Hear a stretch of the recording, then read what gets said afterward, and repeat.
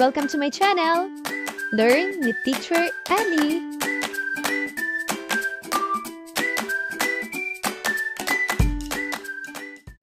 GMRC, Grade 3, Quarter 3, ika-4 na linggo, unang araw. Pagkatapos ng aralin, ang mga mag-aaral ay inaasahang nakakikilala ng mga paraan ng pakikipag-ugnayan sa mga taong may natatanging kondisyon at natutukoy na ang sariling pagkilala sa mga taong may kapansanan na may natatanging kondisyon ay nasusulong ng paggalang at pagtanggap tungo sa payapang pakikipagkapwa. Sabay-sabay natin banggitin, panalangin, pagbati. Iguhit ang puso kung ang pangungusap ay nagpapahayag ng pagmamalasakit sa taong may kapansanan at tatsulok naman kung hindi.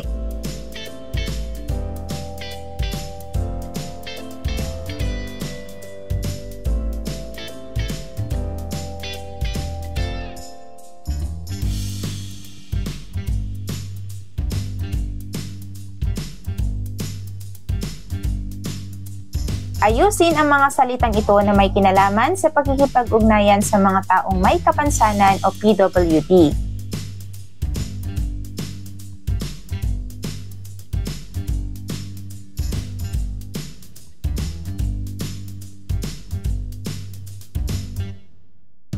Natatanging kondisyon. Maaaring ituring na ang kapansanan pisikal, pandama at pandinig ay mga natatanging kondisyon. Bagamat minsan ay salitan o parehas lang ang paggamit, mas binibigyang pansin ng terminong natatanging kondisyon ang pagiging positibo sa pagtukoy ng kalagayan ng isang tao. Ang paggamit din ng terminong natatanging kondisyon ay nakatuon sa limitasyon sa kakayahan ng isang tao o sa kanyang pangangailangan. Basahin ang sitwasyong ito. Tukuyin kung ang sitwasyon ay nagpapakita ng indikasyon o tanda na maaaring may natatanging kondisyon ang isang tao. Tatayo lamang ang mga mag-aaral kung ito ay maaaring nagpapakita ng natatanging kondisyon. Mananatiling nakaupo naman kung hindi ito nakikita o hindi agad nakikita.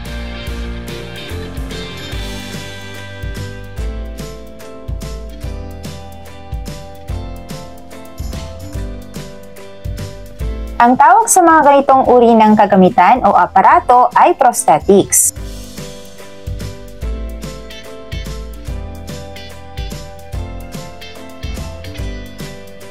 Maaaring ang ganitong uri ng kapansanan ay dulot ng panahon o maaaring nasangkot sa aksidente o kung di man ay nariyan na mula pagkabata. Maaaring ang pagkawala ng pandinig ni Presi ay unti-unting tumitindi habang siya ay tumatanda. Bagamat nakaranas ng pagkawala ng pandinig si Presi, nagkaroon pa rin siya ng pagkakataon na matutong makapagsalita sa kanyang pagkabata. Lip reading ang tawag sa abilidad ni Presi na nakatutukoy ng kung ano ang mensahe ng kanyang kausap sa pamamagitan ng pagtingin sa mga patterns ng mga salita.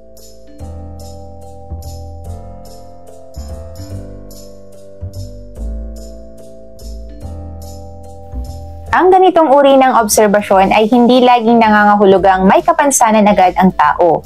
Maaaring ang inyong naobserbahan ay mga senyales o indikasyon, pero ito ay kinakailangan pang suriin ng eksperto. Maingat na paalala, hindi ibig sabihin na dahil nahihirapan ang isang tao sa pag-unawa ay mayroon na agad siyang kapansanan intelektual. Mga bata, sagutin ang mga sumusunod na tanong.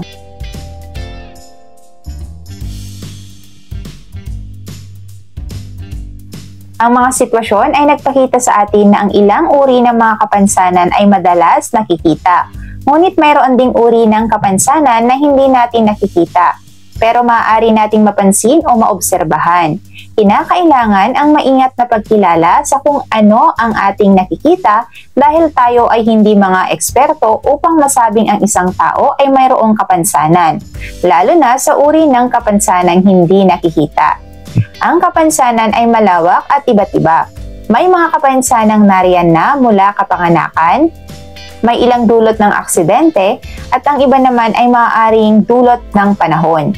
Ang taong nakakaranas o mayroon nito ay hindi hinangad na sila'y magkaroon ng kung anuman sa kanilang kondisyon. Kung may pagkakataon, nanaisin nilang gumaling mula sa kanilang kalagayan. Bagamat mapapansin ninyong may iba silang kalagayan, hindi dapat ito maging dahilan para sila'y ibukod at maging tampulan ng mga tukso. Ang mga taong may kapansanan sa ating mas pinalawak na pag-unawa ay hindi lamang limitado sa pisikal na kaanyuan. Pisikal man o ibang aspeto, ito ang dahilan kung bakit sila ay may natatanging kondisyon. Bagamat sila ay may mga natatanging kondisyon at ang iba'y hindi agad natin nakikita o napapansin, mayroon din silang mga talentong taglay. Ngayon, para sa inyong gawain, mag-isip ng isang hayop at huwag sabihin sa katabi. Alalahanin ang tunog na siyang bibigkasin mamaya lamang. Kumuha ng panyo o kahit anong gamit at piringan ang inyong mga mata. Itaas ang kamay kapag tapos na. Handa na ba ang lahat? Ngayon, bigkasin o inyo nang likhain ang tunog ng inyong napiling hayop. Dinggin ng mabuti ang bawat isa at dumugin o lapitan ang inyong mga katunog. Sagutin ang mga tanong sa loob ng 3 hanggang 5 pangungusap.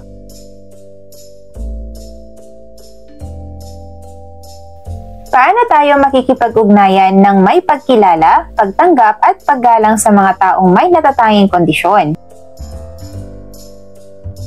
Gumuhit ng masayang muka kung ang kilos ay nagpapakita ng pagkilala, pagtanggap at paggalang sa taong may kapansanan.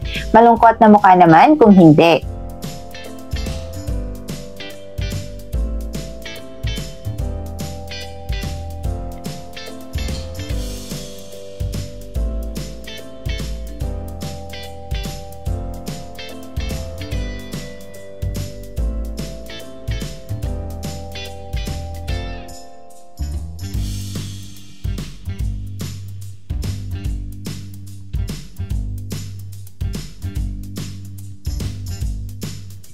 Gumawa ng isang slogan tungkol sa pakikipag-ugnayan sa mga taong may kapansanan o natatanging kondisyon.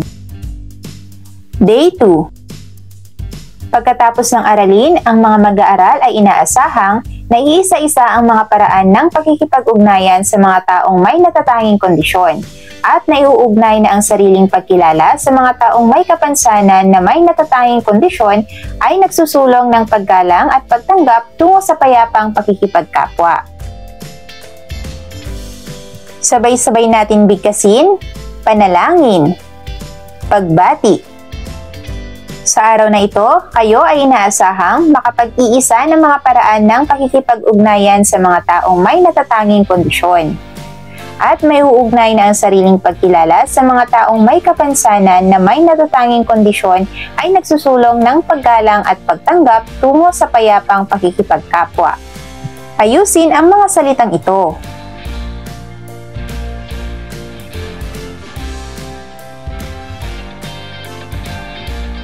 Pagkatapos ay sagutan ang mga sumusunod na tanong.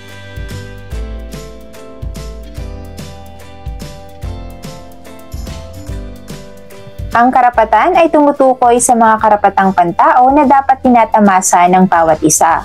Ang mga karapatang pantao ay tumutukoy sa mga bagay na nararapat matanggap o maranasan ng isang tao bilang bahagi ng isang lipunan. Ngayon ay maglalaro tayo sa pamamagitan ng roleplay. Hahatiin ang klase sa 4 na grupo. Bawat grupo ay kinakailangang hindi bababa sa 10 ang miyembro. Ang mga mag-aaral ng bawat grupo ay kailangang maitakda ang mga sumusunod na pagganap.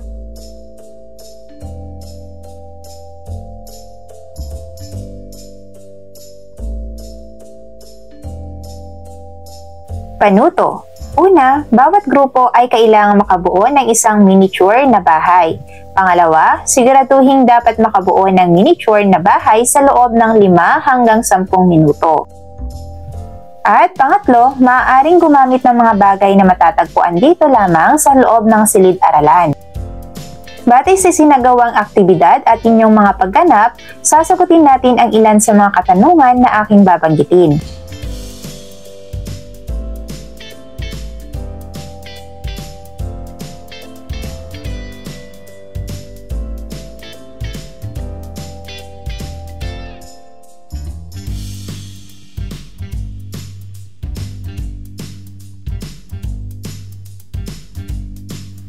Ang karapatan ay mga pamantayang moral o kaugalian para sa lahat ng tao sa lahat ng bansa. Kinikilala natin na ang bawat tao ay mayroon nito, may kondisyon man o wala, para sa ikabubuti ng lipunan. Inclusivity. Ang pag-unawa dito ay maihahalin tulad sa isang lipunan na ang mga tao ay pantay-pantay kahit anuman ang katayuan o kalagayan sa buhay. Sa pagsulong ng isang inklusibong lipunan, nagkakaroon ang bawat individual ng pagkakataon na makilahok at umunlad, hindi lang sa pansariling kapakanan kundi para din sa buong lipunan. Dignity and respect. Bawat tao, kahit anuman ang katayuan, ay tao kahit kanino man. Hindi dapat nagbabago at bumababa ang ating tingin sa bawat tao dahil lang sa kanilang kapansanan o natatanging kondisyon. Bagkus, bawat isa sa atin ay may dignidad na karapat-dapat na ginagalang. Ang paggalang sa ating mga karapatan at sa pagkatao ng bawat individual ay pamamaraan ng pagpapaunlad ng pagpapakatao ng bawat isa. May mga hugis sa ibaba na naglalaman ng mga salita o parirala.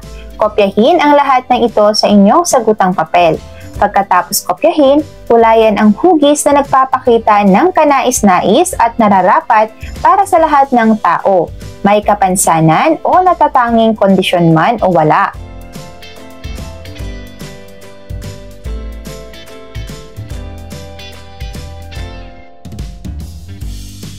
Ngayon naman ay sagutan ang mga sumusunod na tanong.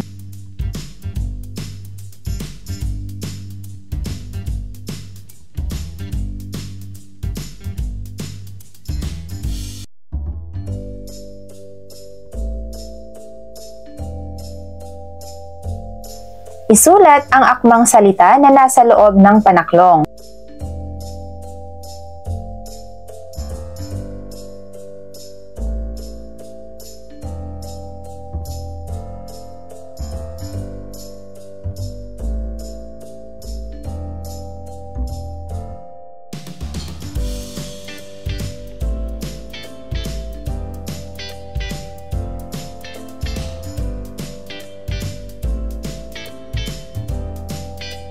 Gumuhit ng isang poster na nagpapakita ng isang lipunan na nagpapakita ng pagkilala, pagtanggap at paggalang sa mga taong may natatanging kondisyon.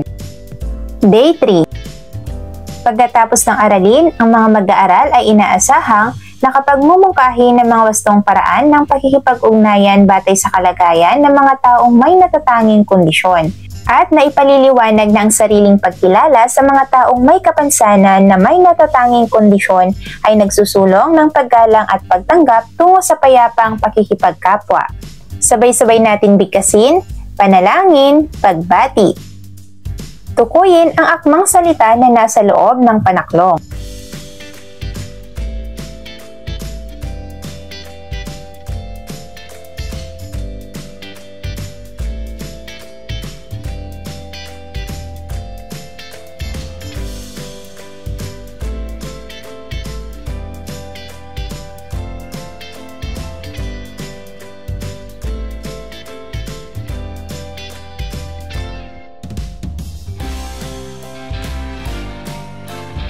Sa araw na ito, tayo ay makapagmumungkahi ng mga wastong paraan ng pakikipag-ugnayan batay sa kalagayan ng mga taong may natatanging kondisyon. At napaliliwanag na ang sariling pagkilala sa mga taong may kapansanan na may natatanging kondisyon ay nagsusulong ng paggalang at pagtanggap tungo sa payapang pakikipagkapwa.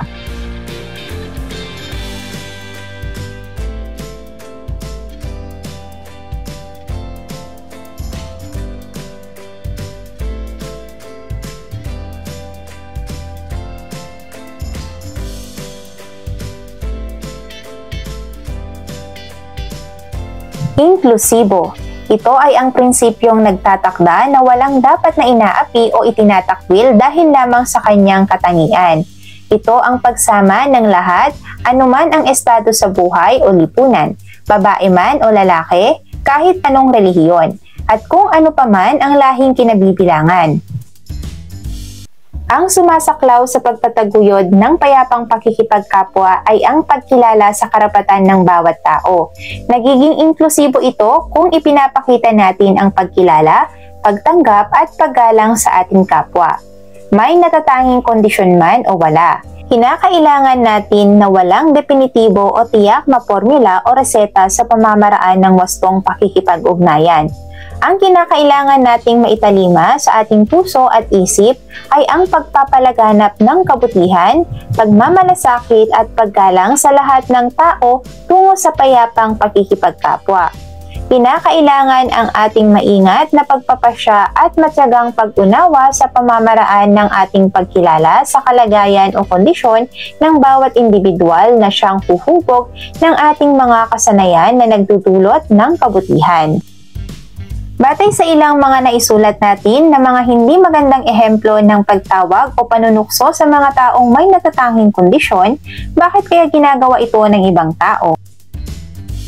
Sa puntong ito, binibigyan diin ang wastong paraan ng pakikipag-ugnayan batay sa kalagayan ng taong may natatanging kondisyon. Mahalaga ding bigyang pansin ang mga akmang pananalita sa pagtukoy ng kanilang kalagayan. Mahalaga ang pakikipag-ugnayan sa mga taong may kapansanan o may natatanging kondisyon, dahil ito ay nagtataguyod ng pagkakapantay-pantay at paggalang sa bawat isa. Sa ating pakikipag-ugnayan, hindi lang pagkakapantay-pantay ang ating naitataguyod, pati na rin ang ating pagpapahalaga sa kanilang mga karapatan at pangangailangan. Sa pagpili din ng akmang mga pananalita, may kapangyarihan ito sa pagpapakita ng ating respeto o paggalang sa kanilang kalagayan. Ilan sa mga salitang maaaring bigyan ng paglilinaw o pagwawasto. Sa mga kumpol ng salita sa ibaba, ipinapakita nito ang pagpapahalaga sa tao mismo, hindi sa kanilang kalagayan.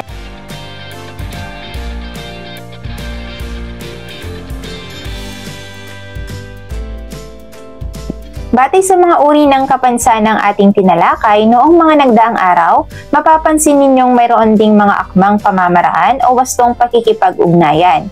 Hindi basta-basta o kinakailangang automatic ang pagbigay ng tulong sapagkat kinakailangan natin maging sensitibo kung kinakailangan ba nila ito.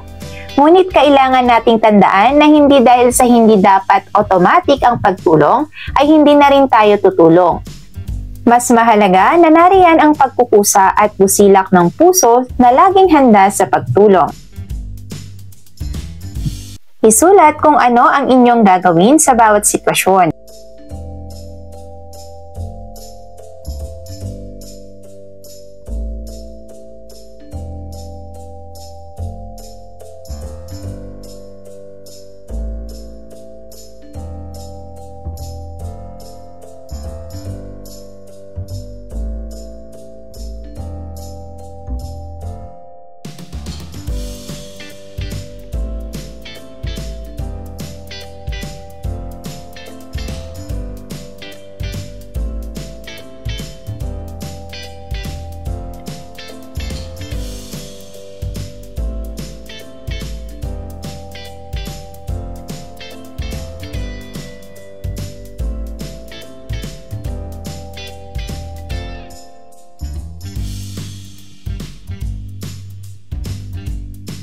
Ano ang mga paraan ng pakikipag-ugnayan sa mga taong may natatanging kondisyon?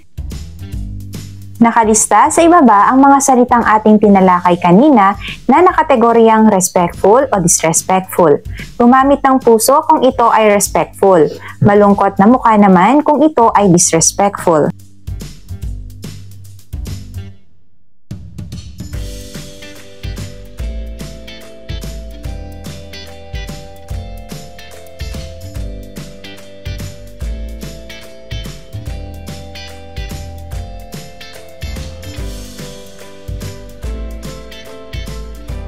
Bumuo ng maikling sanaysay tungkol sa karanasan ng isang taong may natatanging kondisyon.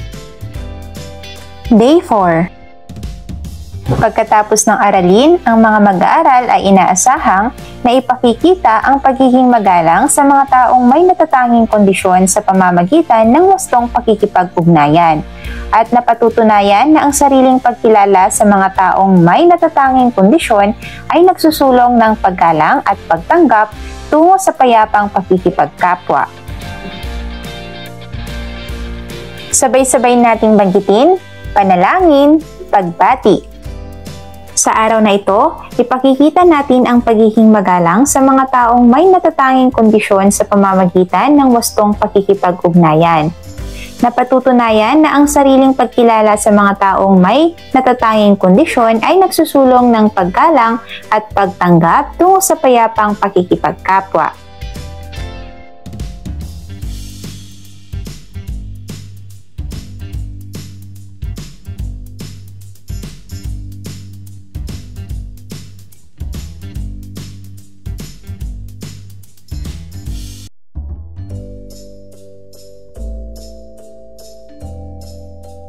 Ang ating pakikipagkapwa ay hindi lamang nakaugat sa pakikisalamuha sa ating kapwa-tao, may natatanging kondisyon man o wala. Ang pakikipagkapwa ay nakaugat sa mas malalim na pakikisama at pakikisangkot sa ating mga pang-araw-araw na pamumuhay. Ang paglinang ng sariling pagkilala sa mga taong may kapansanan o natatanging kondisyon ay ang pagkintal sa atin ng pagiging mabuting tao. Ito rin ay tanda ng ating pagmamalasakit. Lahat tayo ay may karapatan at lahat tayo'y may mga tunguhin sa buhay. Hindi kailanman dapat na maging hadlang ang kapansanan tungo sa pagiging tao at sa ating pagpapakatao. Ano-ano ang mga halimbawa ng mabuting pakikipag-ugnayan sa ating kapwa? May natatanging kondisyon man o wala? Bakit dapat panatilihin ang wastong pakikipag-ugnayan sa ating kapwa? Narito naman ang isang pangkatang gawain. Mga bata, basahin ang panuto.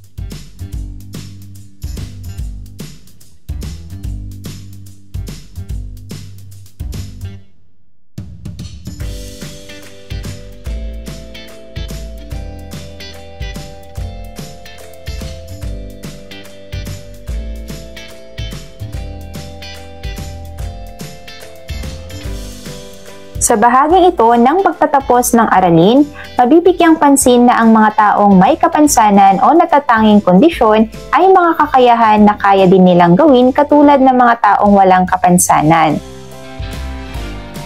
Sa punto ng talakayang ito ay magiging tulay na din sa pagpapalitaw ng ideya na ang mga taong may kapansanan o may natatanging kondisyon ay katulad din ng mga taong walang kapansanan na may mga tunguhin sa buhay.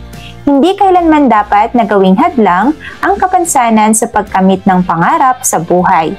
May ilan lamang nakakailanganin na karagdagang pangangailangan. Ang mga karagdagang pangangailangan ay hindi hudyat sa pagkaabala o pagkaantala sa isang tao, kundi ito ay tanda ng pagbibigkis-bigkis at pagpapakita ng pagmamalasakit sa isa't isa. Lagyan ng check kung ang sitwasyon o lugar ay PWD friendly. X naman kung hindi.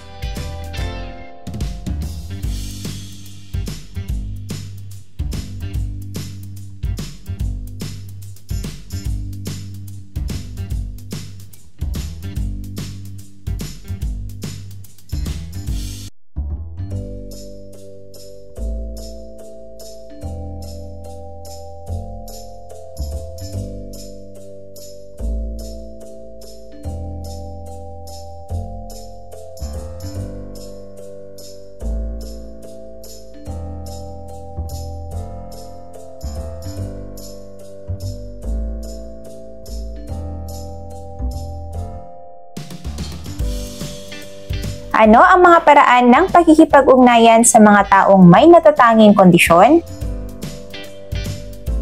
Isulat ang T kung tama ang isinasaad ng pangungusap at M naman kung mali.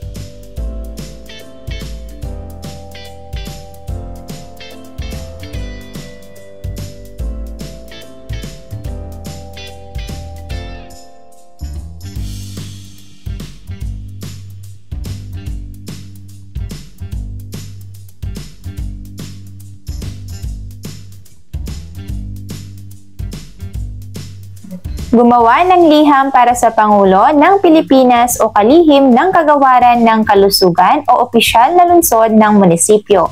Magsulat ng mga bagay na inyong ninanais at hinihiling para sa mga taong may kapansanan o natatanging kondisyon. Day 5. Pagkatapos ng aralin, ang mga mag-aaral ay inaasahang na ipakikita ang pagiging magalang sa mga taong may natatanging kondisyon sa pamamagitan ng wastong pakikipag-ugnayan at napatutunayan na ang sariling pagkilala sa mga taong may natatanging kondisyon ay nagsusulong ng paggalang at pagtanggap tungo sa payapang pakikipagkapwa. May kilala ba kayong batang may kapansanan? Ano ang inyong gagawin kung sakaling makasabay mo siya sa iyong paglalakad? Alin ang nagpapakita ng pagmamalasakit sa may kapansanan?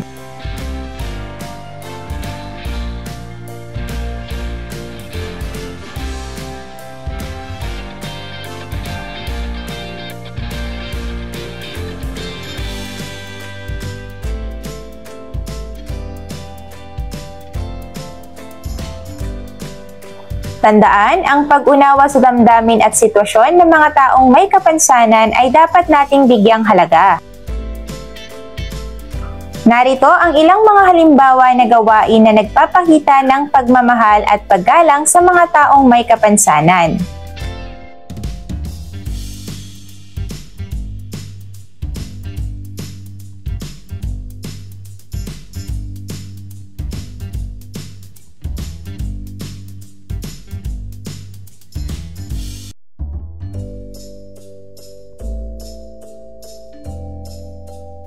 Ang pagmamalasakit sa may kapansanan ay dapat nating gawin sa lahat ng pagkakataon. Ito ay pagpapakita ng paggalang upang maramdaman nila na bahagi sila ng isang pamayanan. Isulat ang tama sapat lang kung ang pangungusap ay nagpapakita ng pagmamahal at paggalang sa may kapansanan at mali kung hindi.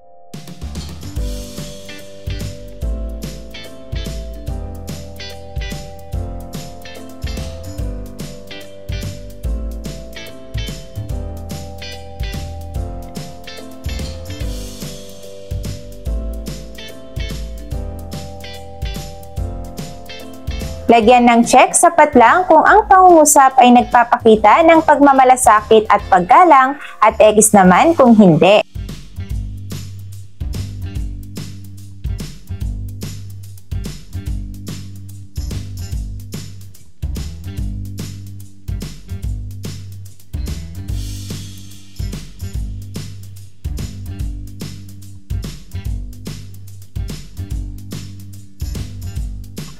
Paano maipapakita ang pagmamalasakit sa may kapansanan? Basahin at unawaing mabuti ang bawat pahayag. Isulat ang titik ng tamang sagot.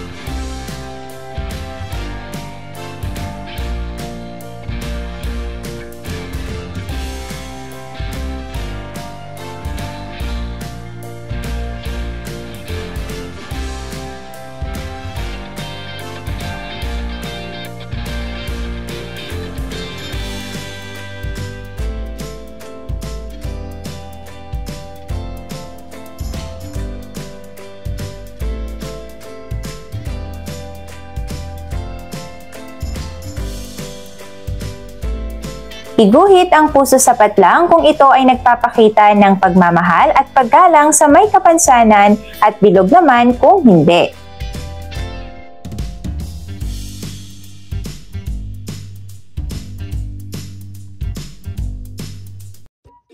Thank you for watching!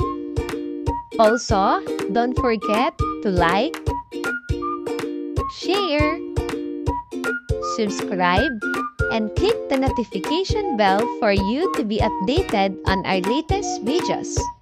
See you on our next lesson. Goodbye!